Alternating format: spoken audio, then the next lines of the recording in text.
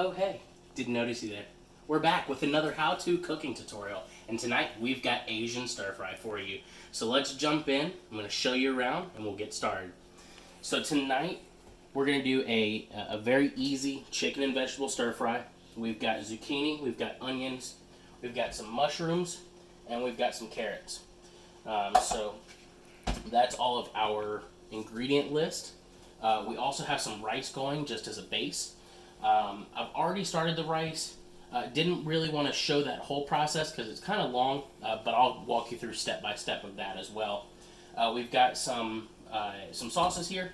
We've got some oils that we're going to use for cooking, and as you can see, I've already started cutting some things up. That was just to help speed up the process just a little bit, but I will show you how I got to this point. So with the onion, as you know, it's a circular object. It's got two end roots. I cut both of those off, turned it sideways just like this. We ended up with kind of ribbons almost like that, and just a very easy way to get that is take your onion like this, take your knife, and work around like it's a clock. Make nice shallow cuts all the way through. That way you're getting all those really nice onion ribbons almost. They're going to fry up really well for this stir fry. Be really tasty. Be a nice explosion of flavor there. So that's our onion.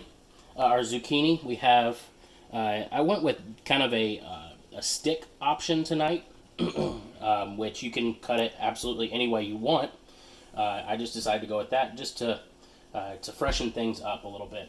So all I did was I took my zucchini, cut the ends off, cut it right down the middle, took it, stood it up, cut it into planks, just like so.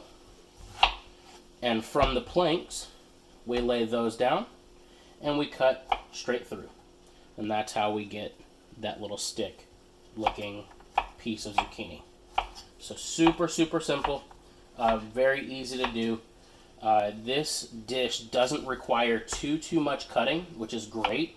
That's what makes it pretty simple, is that you just need to cut a few pieces of food, and then after that, you're ready to cook. One of the keys with stir fry is making sure that all your veggies and all your meats are ready to go. Stir fry is a very fast dish. You cook on high heat. You almost like high flash fry your food. So one thing with that is that you want to make sure that you're not cooking all the veggies from raw. When they have all that water still stored up inside of them and they're still raw, it will lower all the temperature down, and you can't really flash fry all that well. So what I'm going to do is I'm actually going to take these onions and zucchini and go straight into this pot of boiling water. We're going to steam these veggies so that we can get them cooked just a little bit, and then once they're cooked just a little bit, it's going to make them so much easier to fry in that stir fry. And you may be looking at me thinking, well, why didn't you put the mushrooms and onions in there?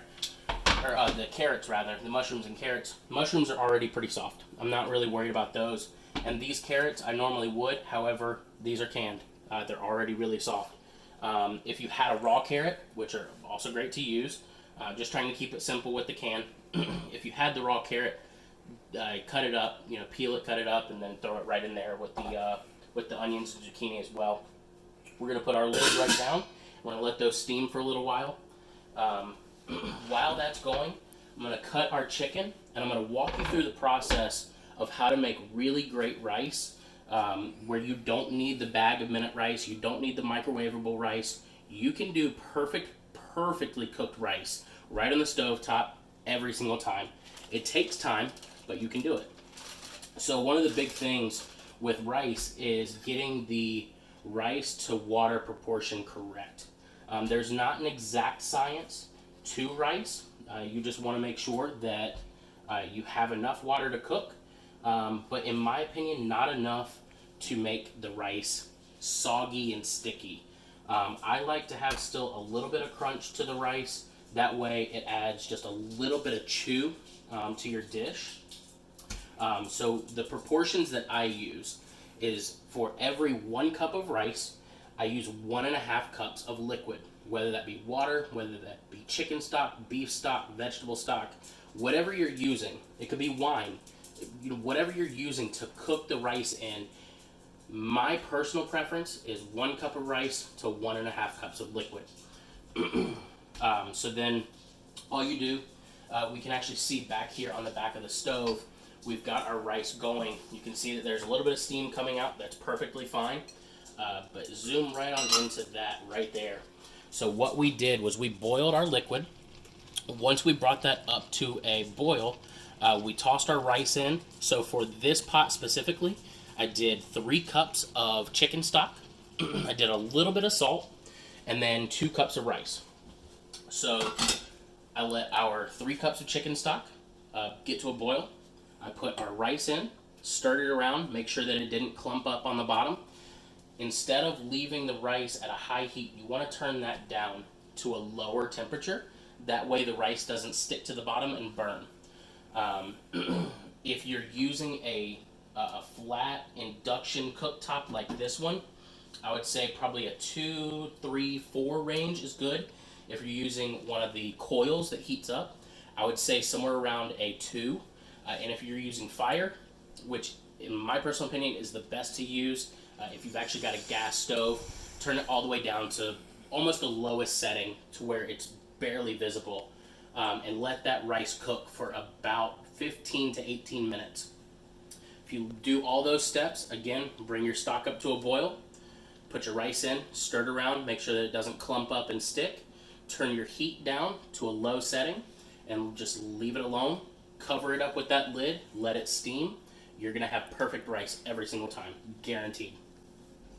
So with our chicken, one big thing with stir fries is you can use cubes of chicken if you want. You can use slices of chicken. Tonight I'm going to go with the slices.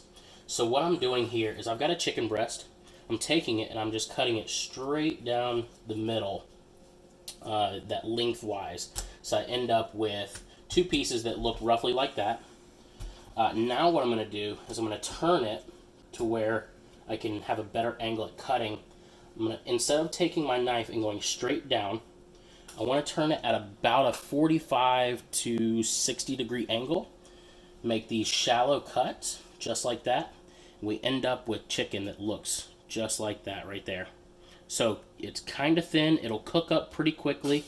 It's still a good size piece to where when you get some veggies, you get some chicken, you get some rice, it's going to be a great bite. This little dish right here is actually the container for the mushrooms. Don't throw it away just yet. When you're cooking stir fries, use that. Just wash it out. Make sure you don't have any of the fertilizer or mulch in there from the mushrooms. And then use that to store your chicken. You're going to throw it away anyway. Just use that in the meantime. That way you don't have to dirty up another dish. And it's very easy to use. Once you're done, throw it out. So again, we're just making these shallow cuts straight through the chicken. And these are going to fry up great. If you have some of that little connective tissue, that's fine. That'll cook down. It's not too big of a deal. If you want to cut it out, you can. I'm cutting most of the fat and most of the tendons and whatever was left over from the cleaning process. I've cut that off. You're still going to have just a little bit. If you get something that looks like that, that's kind of the right near the bone area. Cut that off. It's not going to eat great, so you're not wasting anything right there. And then right down the garbage disposal. Alright, and we've reached the end of that half of chicken. If you can hear, our veggies are steaming away. They're kind of spitting at us, so we'll check those in just a minute. Okay. So one big thing that I always learned with knives is that get a knife that's really comfortable for you. I've got knives that are huge. I've got knives that are this long. I've got knives that are this long. Honestly, just get a knife that works for you. You're going to feel much more comfortable. And when it comes to this, preparation of food and cutting things down, it's really going to make all the difference when you have a tool that you're used to. Think about, when you're doing yard work. You wouldn't use a shovel to rake leaves, right? I mean, it could work, but it's just not going to work well. So, same thing in the kitchen. Don't, if you need a whisk, use a whisk. Don't use a spatula. If you need a knife, use a knife that you're comfortable with. You're going to save yourself a lot of headache by using a tool that you're comfortable with. And then, ultimately, what that's going to do is that's going to put you at a more safe position where you're not putting yourself in those roles where you don't feel comfortable, because comfort is key in the kitchen. Always, always, always feel comfortable with what you're doing. If it doesn't feel comfortable, don't do it. So with this chicken breast, we're just going to clean up a little bit on there. We got a few stray pieces. We'll cut those off to where we have a piece that kind of looks like that. I mean, every chicken breast looks different, but we're going in there like that. As you can hear, it sounds like our rice is about done. I put a timer on there for about 17 minutes to cook. So I may actually just let that go a little bit longer, maybe about another minute or two, and then we'll be good to go. Just cutting this chicken down. Again, you don't have to go, as fast as me or as fast as a chef on TV. Go at your speed. Get comfortable with everything. And there we go. So there's our chicken already cooked and beautiful, ready to be fried up. We are actually done now with cutting. We're done with the cutting board. We're done with the knife. So let's go ahead and wash our hands. We're going to jump over and get into cooking. And soak this down in the sink. That's all right. Nothing that we can't handle. All right. Perfect. Take our paper towels, dry our hands off. Again, we're going to check those steamed veggies. Those are looking great. They're looking nice and tender. I'm just going to let them go a little bit longer while we actually preheat our wok. So one thing, you can do a stir fry in any pan you want. Woks are more traditional. The one really cool thing about a wok is, as you can see, it's super deep. This is compared to my hand, and you can see how much is left up in this area. The really cool thing about woks is that all that heat is concentrated right down there in the bottom of the pan. So you really get to control what you want to cook at what times and how quickly you want to cook it. So that's a big thing, is that we can start out by cooking, one veggie, and then when we throw in another one, we can actually move the other veggies up the sides of the pan and get rid of those. That way, you don't cook them too much, but you still leave them right there in the pot. I'm actually going to use for cooking a little bit of hot chili oil, not a lot. It is somewhat spicy, so only use just a little bit, unless you like spice, and then go for however much you want. And then I'm going to cut that with a little bit of vegetable oil. I would prefer to use peanut oil. I just don't have any. So vegetable oil will do just fine. And we're going to have a decent amount of oil down there in the bottom of the pan. And so here, what I'm going to do with these veggies that are now steamed and a little bit boiled is I'm just going to pour them straight over our mushrooms. Our mushrooms are going to get nice and warm. We're going to drain off that liquid. And then once it's time to cook the veggies, we'll be ready to go. All we have to do is toss that strainer and all those veggies straight in to the pan. And we're pretty much set at that point. So this is where things get really, really quick, very fast paced. If at any point you start to feel uncomfortable, take the pan off the heat and just breathe for a minute. You control what the food does. Don't let the food control you. So there we go. That's nice and drained. So what I'm doing is, if you saw the first video with the taco soup, you'll remember that at the beginning of that, I discussed about oil and how oil has just a little bit of thickness to it. And once you see that it's super, super thin, kind of like this, it almost turns into like glass. You're getting hot. As you heard right there, I actually put the spatula into there, had a little bit of water, Water and oil don't mix. They don't like each other. So don't be afraid if things start to hiss at you a little bit. It's all part of the job. We're going to take our rice off. That was on for about, I would say 18 to 20 minutes. Just because I may have turned it down a little bit too low. But it's still going to turn out great. So here we go. We're looking great with our oil. What I'm going to do is I'm going to cook, because our veggies are pretty much ready to go and all they need to do is get a nice little fry on them. I'm going to start with our chicken. This is going to be loud, so don't worry. It's all right.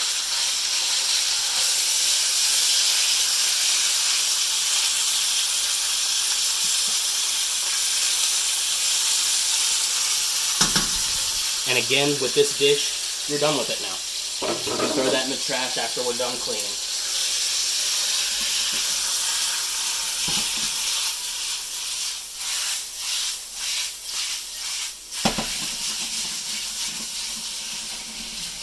So there we go.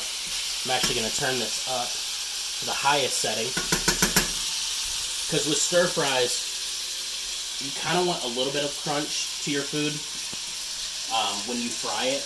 I know that kind of contradicts what I said about the veggies. Really, that's just to get those cooked through enough to where they're not taking all the heat from the pan. But you still want just a slight crunch to your food.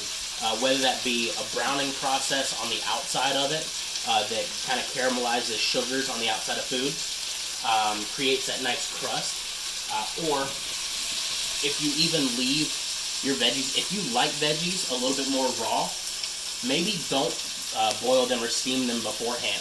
If you like that consistency and that texture, leave it just like that, cut everything up, and when you're ready to cook, just throw everything in at once. We've got our chicken working. As you can see, that's a great color right there. That brown color, we're going to get that on a lot of this chicken. We're not going to wait until this is fully cooked, just because I want to make sure that we don't dry out the meat, and that we also cook the veggies in there with it to kind of marry some of those flavors together. Use some of the chicken fat, what's left over within the meat, to penetrate those veggies and to get really nice flavors. I'm going to bring all of our stuff over here ready to go. We're going to go in with garlic in just a minute. Garlic burns really easily, so be very careful with how early you put garlic in. The veggies could go in right now. I want to take just a little bit more time to cook this chicken down.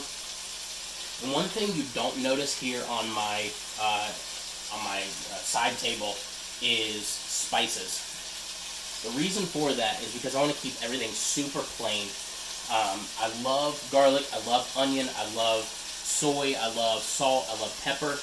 We're going to have all of that with all these ingredients that I have right here. So again, that pepper, that kind of like spiciness is coming from that chili oil. The salt is going to come from our soy sauce. And then I've actually got a store-bought sauce that we're going to use. You don't have to use this. You can make your own. But again, just to keep it simple, use a store-bought sauce. You're still going to have great flavors. You're going to have a great product at the end. And honestly, unless you're trying to open up a restaurant, you're not going to tell the difference. But at this point, we're looking great with our chicken. Take a look at that one more time. Kind of what we're looking for is a color like that. So this looks fantastic. I love the way that this is looking right now. And what you don't see in the bottom of that pan is too much excess oil. You don't want to overload your dishes with oil. It's really not great when you go to bite into your food after you've plated it and you see, a puddle of oil on top of your food, or you get like that really greasy mouthfeel. You don't really want that. So use your oil sparingly. Trust me, a little goes a long way. So we are at this point. We are ready for our veggies to go in. So again, shake off any excess water because water and oil don't mix. And we're going right in.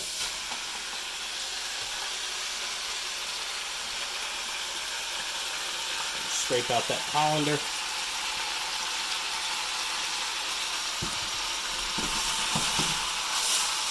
Give that a toss.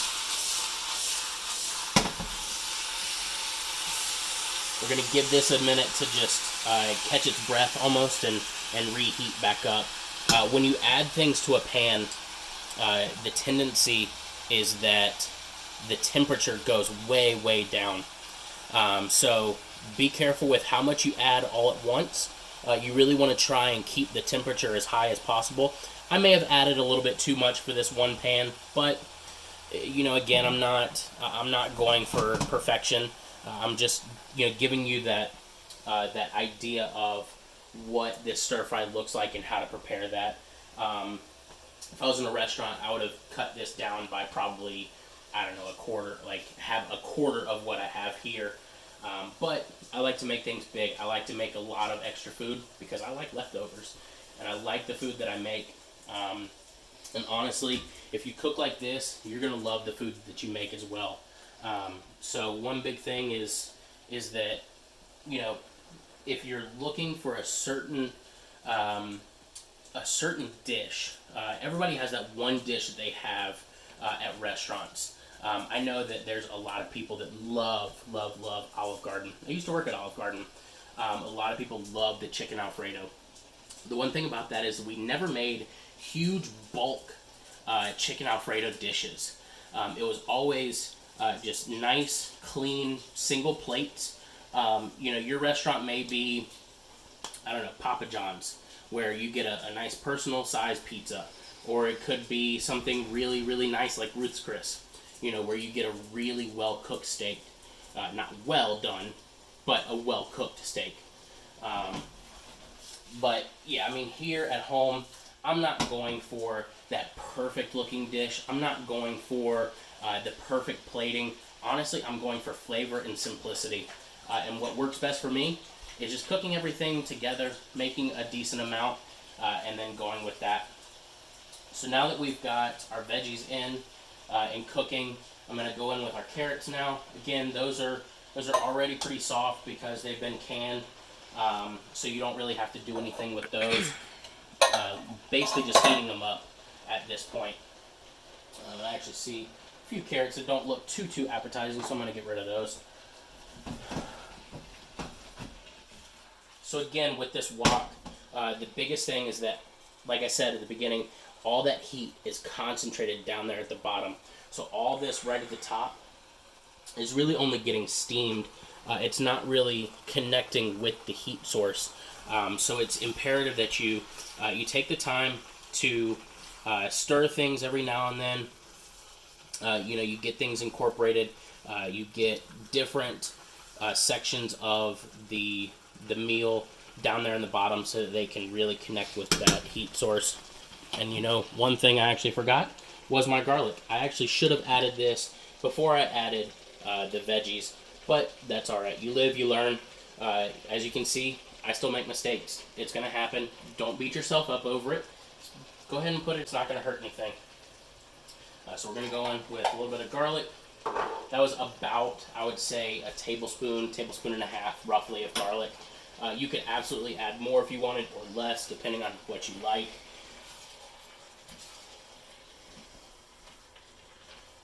And at this point, what we're looking at, if you see down there, those veggies still had a lot of liquid in there with them. So what I'm actually going to do is I'm going to strain some of this liquid off. That way we can get rid of that, and we can reconnect with that heating element down there at the bottom. Really get things frying. Okay, we got some of that liquid drained off. What that's going to do is that's going to allow us to have that direct contact between the food and the pan, as opposed to there being a layer of liquid in between. There's still a little bit of liquid in here. You can't get all of it. Again, don't stress about it. It's okay. But this is what we're looking at with a nice little stir fry. Again, like I said, if I wanted perfection, I would have done this in about a quarter of the size as what we're looking at now, just so that I could have, you know, a nice evenly cooked dish all the way through, all the veggies, you know, the meat, the garlic, everything. But like I said, we're at home, we're hanging out, we're enjoying the time that we're spending cooking, and really that's the key. One thing that I would say is that try your hardest to enjoy what you're doing. And that goes for anything, not just cooking. If you love cooking, try your hardest to enjoy it. You know, don't let the distractions of life seep in. When you find something that really, truly makes you happy, enjoy that. Don't let the negativity around you seep into that. And one of my escapes is cooking. You know, there's a lot of pressure, especially right now in the world with the virus going on. Don't let that seep into your happy place. Cooking is my happy place. When I'm here, I'm free. You know, it's just me, the food, and the pan. The heat, whether that be fire, whether that be, you know, a heating element, whatever the case is. This is where I feel just sheer happiness and joy is when I get to be creative with food. So find out whatever that is for you. Again, if it's cooking, great. Let's link up. Let's, you know, cook together. I would love to do that with you. If it's not, if it's crafting, like my wife loves crafting. She loves to, I may be saying this wrong, crochet or knit. She gave me a thumbs up and said crochet is right. She loves to crochet. You know, so that's what she does to feel happy. Another thing is she likes to make like greeting cards. You know, so kind of like the Hallmark greeting cards, but 10 times better. So, you know, whatever that happiness is for you, find that and do that as much as possible. But back to this food, what we're looking at here is a really nice stir fry.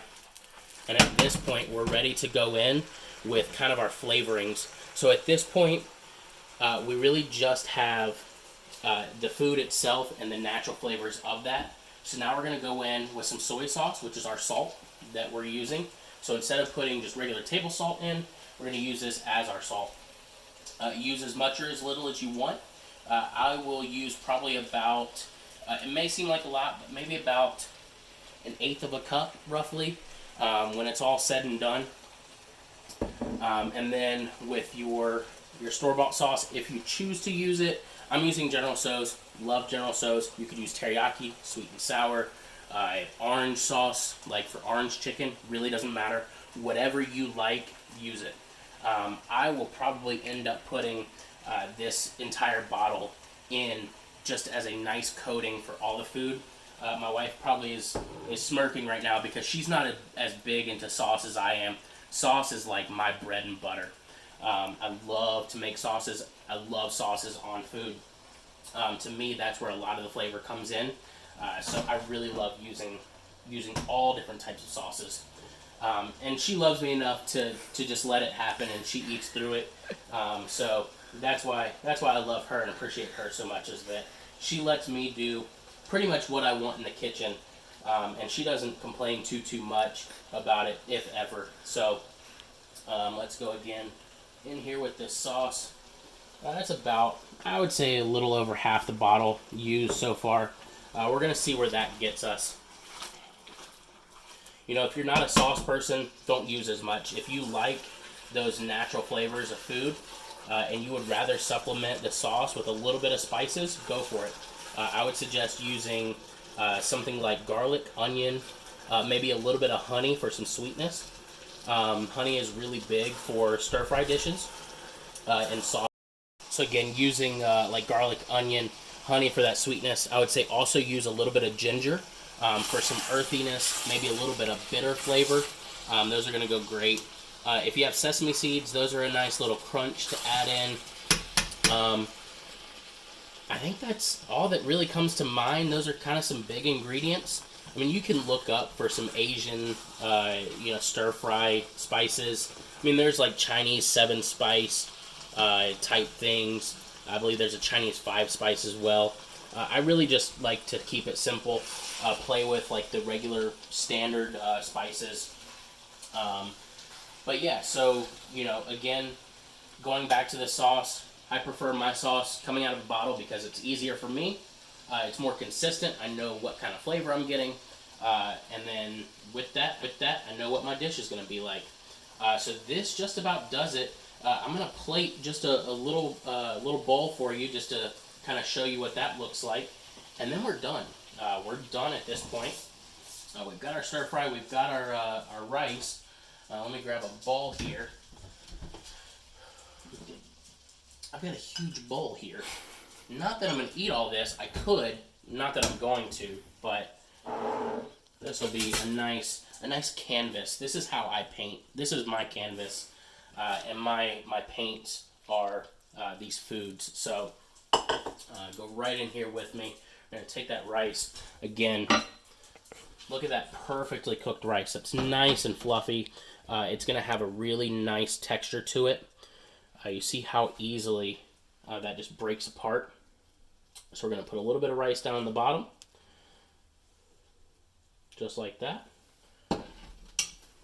I personally like to take just a little bit of soy sauce, season my rice with it, just to infuse some of those flavors there. And we're going to grab another spoon. I'm going to take all that. We're going to clean that spatula off. Put that in the sink. And we're going to take a nice heaping of that and just lay it right on top.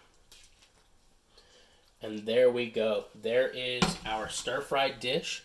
Again, make it yours.